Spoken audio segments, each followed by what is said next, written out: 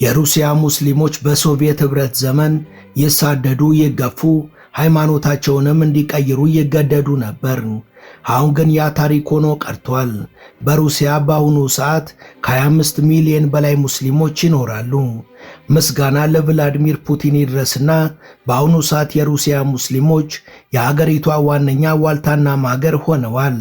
በ1991 በሩሲያ ከመቶ የማይበልጡ መስጊዶች የነበሩ ሲሆን በአሁኑ ሰዓት በሩሲያ የመስጊዶች ቁጥር ከ8000 በላይ በልጧል።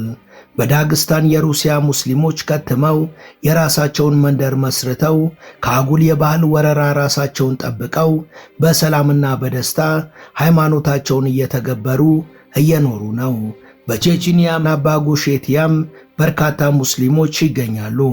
በንግግራቸው ጣልቃ ዘውትር ከቁርአን አስተምህሮቶች የሚያጣቅሱት ቭላዲሚር ፑቲን የሩሲያ ሙስሊሞች ልክ እንደ ካውካከስ ተራሮች ነፋስና ወጀብ የማይነቀንቃቸው የሀገራችን ባለውለታዎች ናቸው ብለዋል።